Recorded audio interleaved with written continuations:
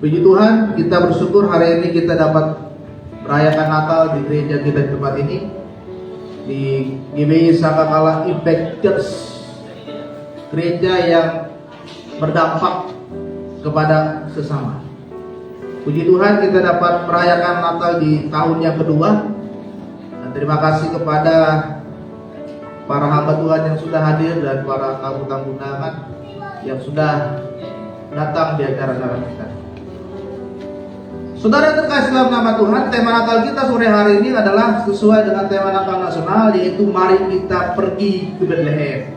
Mari kita buka kitab kita dalam kitab Lukas pasalnya yang kedua, ayatnya yang ke-15.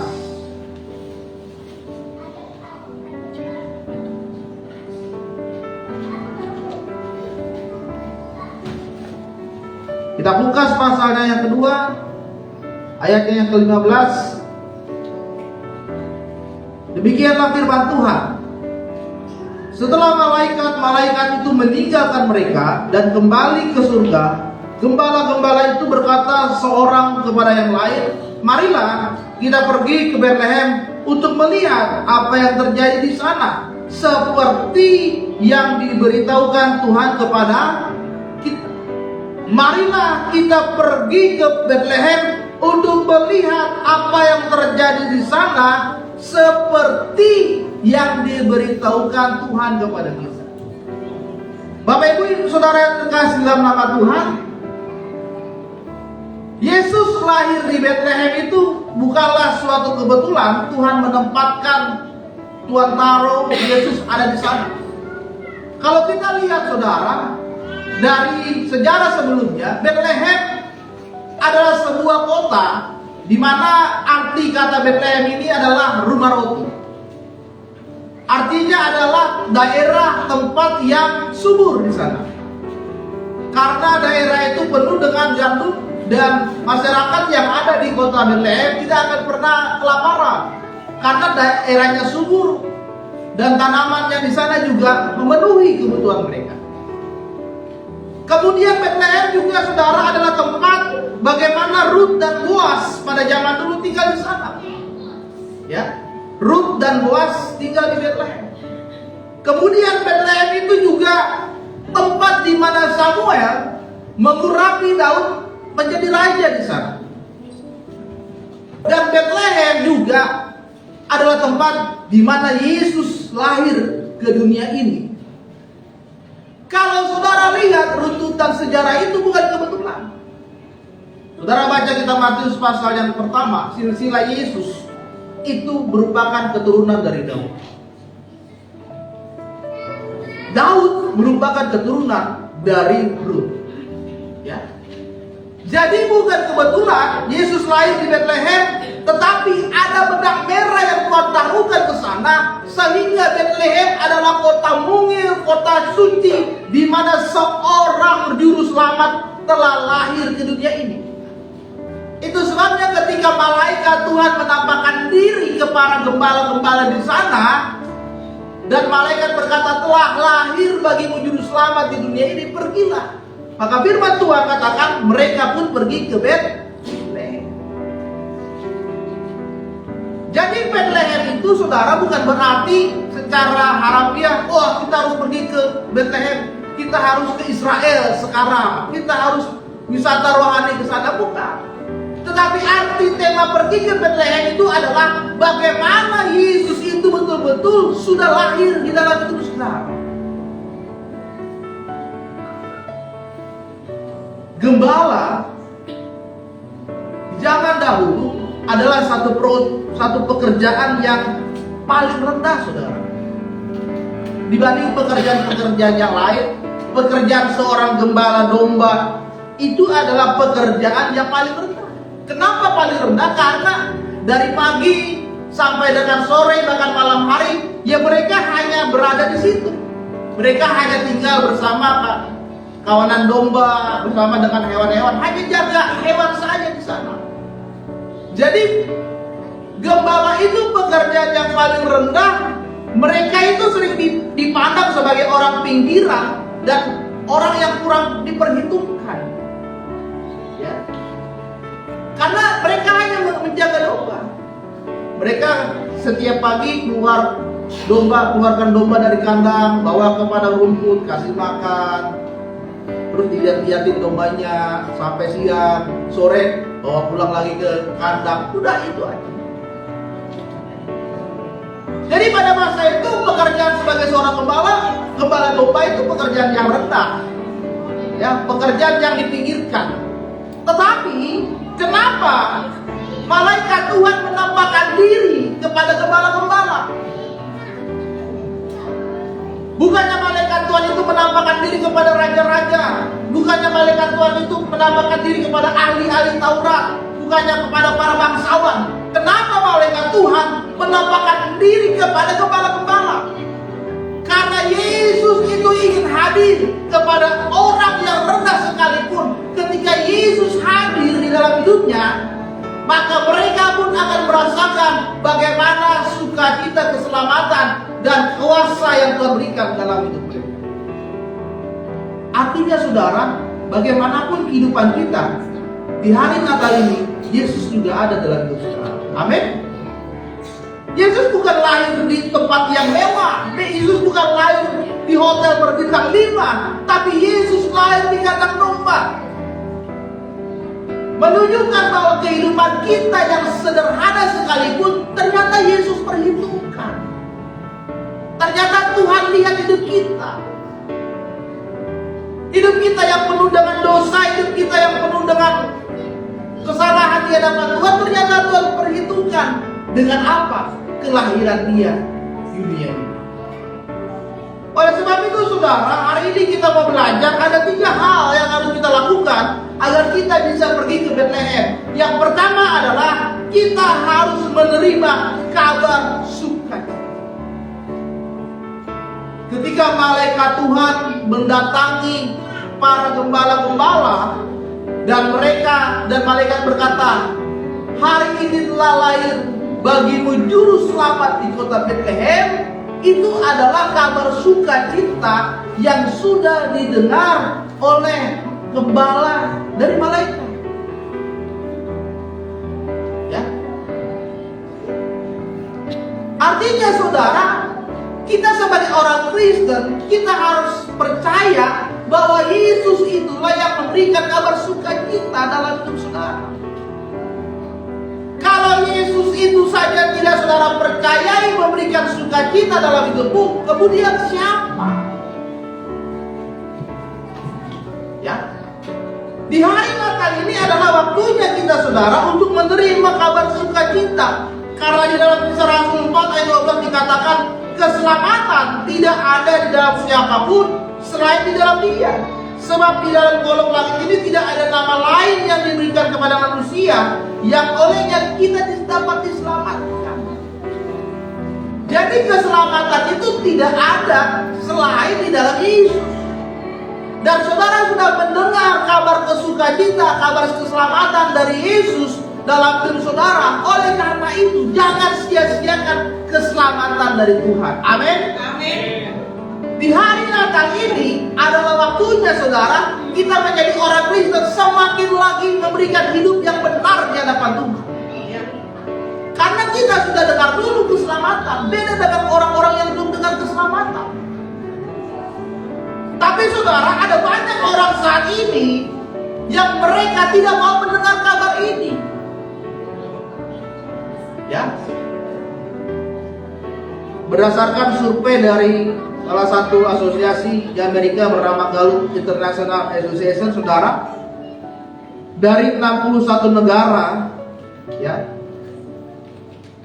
sebanyak 16 orang di dunia ini ternyata sudah tidak percaya lagi adanya Tuhan. Dari 16% orang di dunia ini sudah tidak percaya lagi adanya Tuhan. Dia orang Kristen, tapi dia tidak percaya lagi adanya Tuhan Yesus. Gak pernah ke gereja, ya kan? Gak pernah ibadah, gak pernah baca Alkitab, gak pernah berdoa, padahal dia Kristen. Dia punya kepahitan, dia punya masalah, dia kecewa sama Tuhan karena Tuhan tidak menolong masalah yang dihadapi malah makin susah. Akhirnya dia nggak percaya. Ya. 16% orang di dunia ini sudah tidak percaya lagi adanya Tuhan. Ya. Artinya saudara, 16% itu sudah tidak menerima lagi kabar sukacita, kabar keselamatan di dalam hidupnya. Kemudian saudara, survei selanjutnya berkata 26 negara hanya 40% orang yang percaya kepada Tuhan. Ya. Hanya 40% orang yang percaya kepada Tuhan. Selebihnya orang percaya kepada roh nenek moyang, selebihnya orang tidak percaya Tuhan, selebihnya nggak tahu. Ya. Hanya 40% di Indonesia ini misalkan yang percaya Tuhan, selebihnya nggak tahu. Ya. Oleh sebab itu saudara, hari ini, di hari Natal ini adalah waktunya kita menerima Yesus dengan sungguh-sungguh dalam hidup saudara. Pak, saya udah orang Kristen berpuluh-puluh tahun. Saudara Kristen berpuluh-puluh tahun belum tentu menerima Yesus dengan sungguh-sungguh. Buktinya apa? Gak pernah gereja, gak pernah berdoa, gak pernah baca Alkitab. Tiba-tiba bilang, oh saya murid Tuhan Yesus. Gak bisa. 40%, hanya 40% orang yang percaya Tuhan. Selebihnya percaya kepada roh nenek moyang, percaya kepada alam semesta, percaya kepada gunung, kepada yang lain. Ya. Oleh karena itu saudara, di hari Natal ini mari kita kembali percaya kepada Yesus di dalam hidup saudara. Kenapa kita harus percaya kepada Yesus? Karena hanya Yesuslah yang memberikan kita keselamatan. Di dalam Titus 3 ayat 5 dikatakan, pada waktu itu dia telah menyelamatkan kita, bukan karena perbuatan baik yang telah kita lakukan, tapi karena rahmat-Nya. Bukan karena perbuatan baik kita diselamatkan oleh Tuhan, tapi karena rahmat. Rahmat itu adalah hadiah, pemberian yang Tuhan berikan dalam hidup saudara. Perbuatan baik tidak dapat menyelamatkan saudara untuk masuk dalam kerajaan surga karena dosa yang sudah kita lakukan. Seberapa banyak saudara berbuat baik tidak akan menyelamatkan hidup saudara untuk masuk ke dalam kerajaan surga karena dosa sudah kita lakukan. Karena firman Tuhan katakan upah dosa itu adalah maut. Maut itu adalah kematian yang kekal. Saudara mati di dunia ini secara badan dan mati secara jiwa di dalam api neraka. Ya. Tapi karena kasih Yesus, karena Tuhan begitu mengasihi saudara, sehingga hari ini dia lahir ke dalam hidup saudara, mengambil rupa menjadi sama dengan manusia. Agar apa? Agar saudara tidak menerima maut yang kekal, agar saudara tidak binasa, agar saudara kita semua diselamatkan oleh Dia. Dan itu hanya ada di dalam Yesus Kristus Tuhan. Amin. Tidak ada perbuatan baik yang bisa menyelamatkan kita, tetapi saudara percaya kepada Yesus dengan sungguh-sungguh yang akan menyelamatkan hidup saudara. Kenapa kita harus percaya kepada Yesus? Karena Yesuslah yang menjadi sumber dari segala sesuatu. Ya. Yesuslah yang menyembuhkan segala penyakit saudara. Buktinya kalau saudara baca Alkitab, banyak mujizat yang sudah Tuhan Yesus lakukan di dunia ini. Dia bisa menyembuhkan orang sakit. Dia bisa meredakan ombak yang besar. Dia bisa mengubah air menjadi anggur. Bahkan dia bisa membangkitkan orang yang sudah meninggal kembali. 4 hari setelah dia meninggal, dia bangkit lagi. Tidak ada yang bisa melakukan itu selain Yesus itu sendiri. Dia bisa memberkati hidup saudara.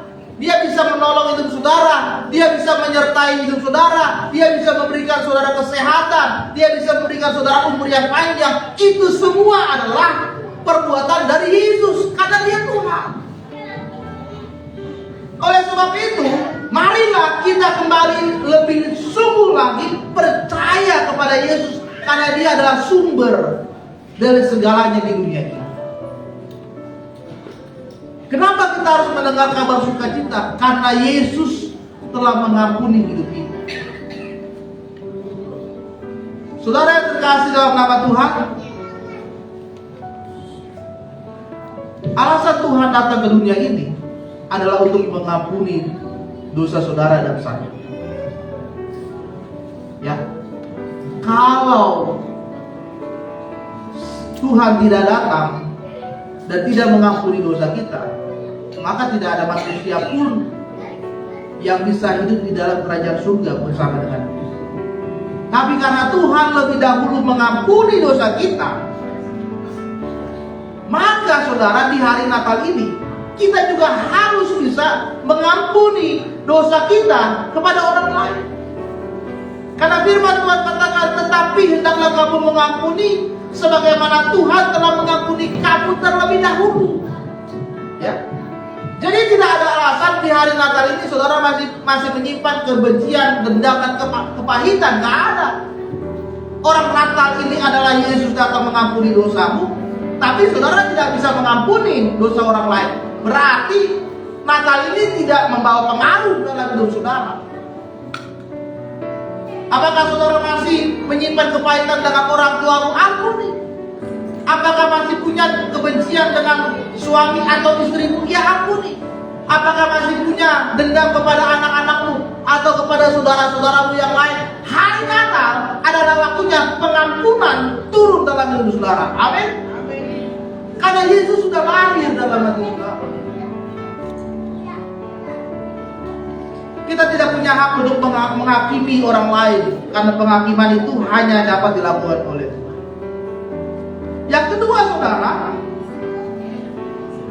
ketika kita pergi ke Bethlehem, apa yang harus kita lakukan ketika kita mendengar kabar sukacita adalah kita meresponi panggilan Tuhan.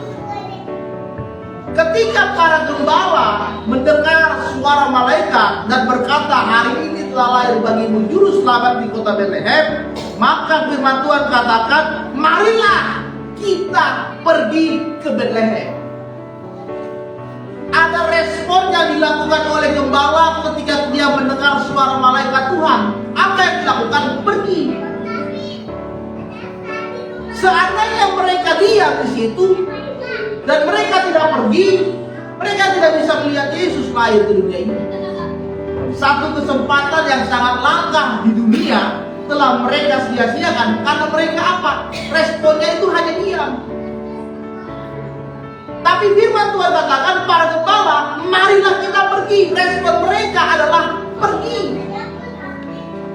Artinya saudara, ketika hari Natal ini Yesus sudah hadir dalam hidupmu, Yesus sudah menyelamatkan hidup saudara, maka kita juga harus melakukan sesuatu kepada Tuhan.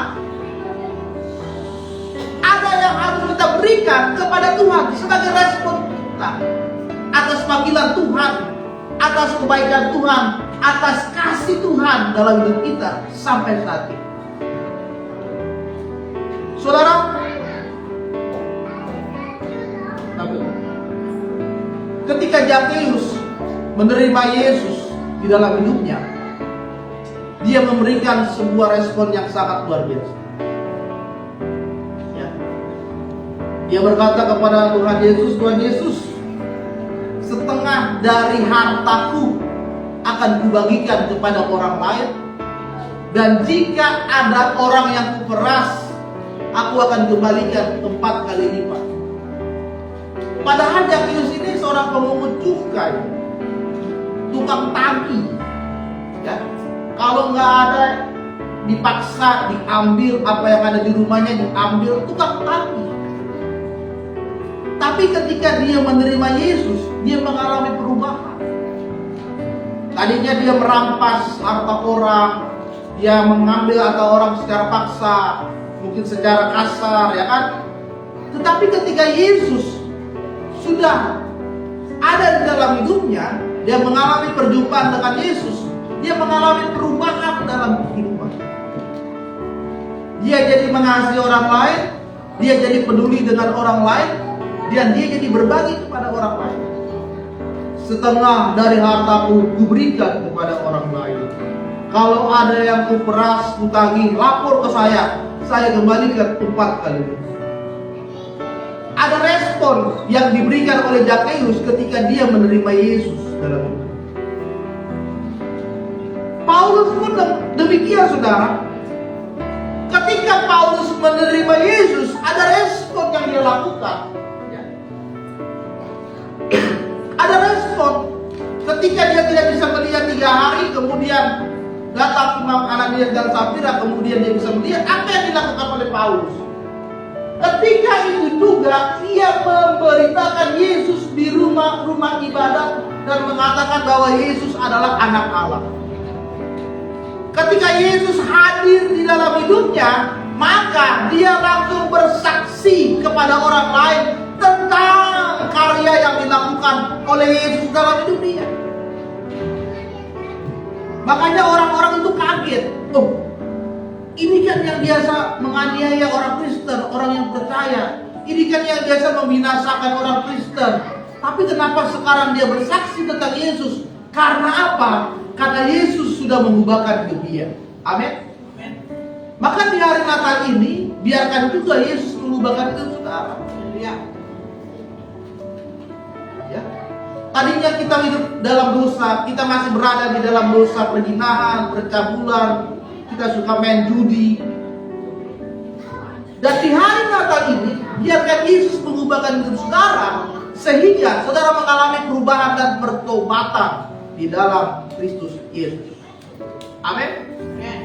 Saudara yang terkasih dalam nama Tuhan, ada seorang bernama Bruno Capurimo. Dia adalah seorang mafia kelas berat di Amerika Serikat. Pekerjaannya setiap hari adalah menjual minuman keras dan menjual narkoba di Amerika. Ya. Berkali-kali dia lolos dari kejaran polisi. Tapi pada suatu ketika istrinya terkena kanker stadium 4. Dan pada saat istrinya dirawat di rumah sakit, dia mau pergi sebentar untuk jualan narkoba. Bayangkan, istrinya di rumah sakit, dia masih sempat-sempatnya jualan narkoba. Tapi ketika dia berada di rumah sakit, ketika dia berjalan, dia bertemu dengan seorang bapak-bapak yang sudah tua. Dan bapak-bapak ini berkata, aku ingin mendoakan kamu. Kaget. Kamu siapa? Dia berkata, saya pendeta. Saya nggak percaya Tuhan, kata guru. Tuhan itu pokoknya sudah melakukan hal yang jahat. Orang tua saya mati, ditembak. Tuhan itu nggak ada. Saya kaya saat ini semua karena perbuatan saya. Tapi pendeta ini berkata, saya ingin mendoakan istrimu. Dan akhirnya saudara, ya daripada dia berdebat, akhirnya dia memperbolehkan pendeta ini masuk ke kamar dan mendoakan istrinya yang sudah kena kanker stadium 4. Nah, dokter berkata tidak lama lagi waktu itu. Seorang mafia kelas berat di Amerika yang tidak percaya Tuhan. Dan ketika itu pendeta ini mendoakan istrinya. Dan setelah berdoa, ya dia kan tidak percaya Tuhan. Ya, dia pergi kembali jual narkoba. Dan beberapa hari kemudian dia lihat ternyata istrinya malah semakin parah. Dia sudah panggil anak buahnya untuk mempersiapkan pemakaman, untuk mempersiapkan rumah duka, karena pikirnya besok atau nanti malam istrinya akan meninggal. Tetapi saudara, apa yang terjadi? Ternyata malam itu yang dia kira bahwa istrinya akan meninggal, ternyata tiba-tiba istrinya mulai sadar. Dan ketika istrinya mulai sadar, karena dia koma selama ini, dia sadar. Dan ternyata lama-lama dokter menyatakan bahwa kanker yang ada di dalam tubuh istrinya ternyata sudah tidak ada. Dan ketika dia mendengar kabar bahwa kanker yang ada di dalam tubuh istrinya, dia sangat kaget. Ini kanker stadium 4. Ya. Yang dalam hitungan waktu tidak lama lagi akan meninggal. Dan kemungkinan untuk hidup itu tidak ada atau berat. Tapi kenapa tiba-tiba dokter memvonis bahwa dia sudah sembuh, kankernya sudah hilang. Kemudian dia teringat pada perjumpaan dengan seorang pendeta. Dia carilah pendeta itu dan akhirnya ketemu. Dia berkata, Pak Pendeta, istri saya sudah sembuh. Dan pendeta itu berkata, itu karena Yesus. Akhirnya di hari itu juga dia terima Yesus. Dia mengaku, dia diberikan firman Tuhan, dia diajarkan tentang firman Tuhan, dan dia menyerahkan diri untuk dibaptis, dan dia tinggalkan sebuah dunia malamnya yang berat. Saudara, biarkan di hari Natal ini ada perubahan terjadi dalam hidup kita. Jangan Natal tahun ini sama dengan Natal tahun kemarin, tidak ada apa-apanya. Hari Natal tahun ini harus ada perbedaan. Hari Natal tahun ini adalah waktunya Yesus betul-betul lahir di dalam hidup saudara. Amin. Yang ketiga dan yang terakhir, ketika kita pergi ke Bethlehem, ketika Yesus lahir di dalam hidupku, maka hidup kita adalah hidup yang memuliakan Tuhan. Di ayat yang ke-20 dikatakan, maka kembalilah gembala itu sambil memuji dan memuliakan Allah, karena segala sesuatu yang mereka dengar, mereka lihat, semuanya sesuai dengan apa yang dikatakan kepada mereka. Ketika mereka sudah ke Bethlehem, ketika mereka sudah berjumpa dengan Yesus, dan mereka melihat bahwa Yesus ada di sana dan lahir di sana, dan ketika mereka pulang, mereka penuh dengan sukacita. Mereka sambil memuji Tuhan, mereka sambil memuliakan Tuhan, dan mereka memberikan hidup mereka untuk memuliakan Tuhan. Artinya saudara, ketika Yesus sudah lahir di dalam hidup saudara, maka apapun yang saudara lakukan, itu semuanya untuk kemuliaan nama Tuhan. Amin. 1 Korintus 19 ayat 30, 1 Korintus 10 ayat 31 berkata, jika engkau makan, jika engkau minum, jika engkau melakukan sesuatu, lakukanlah untuk kemuliaan Allah. Pak, gimana sih rasanya makan itu untuk kemuliaan Allah? Ya kalau saudara makan enak, lihat kiri kananmu, ya kasih juga.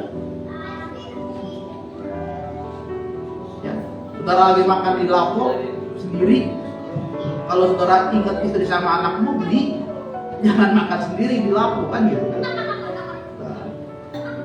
Tambah lagi, panggang 2, tambah lagi kan. Ya. Kalau saudara makan, minum memuliakan Tuhan, ya minumnya jangan yang minum beralkohol, jangan anggur merah, ya kan saudara minum. Perbuatan yang melakukan yang memuliakan Tuhan, ya hidupmu harus kudus, harus benar. Kapan kita kudus? Kalau kita belum ada kesadaran sampai saat ini untuk hidup benar. Saudara, firman Tuhan katakan, sebab kamu telah dibeli dan hargamu telah lunas dibayar, karena itu muliakanlah Tuhan dengan tubuh. Hari Natal saat ini adalah waktunya kita memuliakan Tuhan dengan tubuh. Pak, bagaimana caranya? Ya engkau melakukan perbuatan yang Tuhan senangi. Sederhana saja, saudara. Sederhana saja, misalkan mulut saudara jaga, jangan sampai perkataan kotor keluar dari mulut. Sederhana. Jangan sampai perkataan menghina orang lain keluar dari mulutmu dalam satu hari itu. Sederhana saja. Sederhana sekali. Setiap hari saudara kasih waktu untuk berdoa dan bersekutu dengan Tuhan. Baca Alkitab, sederhana. Tidak harus saudara pergi ke Israel, tidak harus saudara menjadi seorang penginjil misionaris. Kalau ada orang yang susah, tetanggamu susah, ya tolong. Kalau ada saudaramu yang susah, bantu. Kan sederhana sekali. Yang penting hari Natal ini adalah waktunya kita memuliakan Tuhan. Amin. Sehingga kita betul-betul bisa pergi ke Bethlehem. Karena apa? Karena kita sudah mengalami perjumpaan dengan Yesus. biarlah Natal ini merupakan Natal yang istimewa karena Yesus benar-benar telah lahir dalam hidup kita. Amin. Saudara yang terkasih dalam nama Tuhan, kesaksian beberapa minggu yang lalu saya bergumul dengan istri. Kami berdoa, Tuhan bagaimana kita Natal ini, sedangkan kami butuh dana untuk persiapan. Kami berdoa sama istri, kemudian saya berdoa kepada Tuhan. Saya ambil satu hari beberapa minggu yang lalu saya untuk berdoa dan berpuasa. Jadi saya melarang, dia bilang, kamu kan ada asam lambung, saya ada asam lambung sudah. Jadi saya tidak boleh telat makan dan tidak boleh perut kosong. Tapi hari itu saya bilang pada istri saya harus puasa untuk Natal kita. Saya harus berdoa untuk para pelayan Tuhan, saya harus berdoa untuk acara, saya harus berdoa untuk cuaca agar cuaca Tuhan berikan cerah. Begitu kan? Tadi hujan, tapi sekarang sudah. Saya harus berdoa untuk dana yang dibutuhkan. Hari itu saya tekadkan saya harus berpuasa. Padahal istri saya sudah siapkan bekal makan siang saja, tapi saya tidak makan. Pagi saya di sekolah saya berdoa setengah jam. Saya buka laptop, saya dengar firman Tuhan, saya dengar khotbah. Saya berdoa di situ buat acara Natal kita. Kemudian siang juga saya berdoa. Masih di sekolah saya berdoa. Kemudian sore hari istri saya ajak, ayo kita belanja buat keperluan Natal. Kita ketemu di Senen. Kita belanja waktu itu mau beli baju Natal buat anak-anak kami.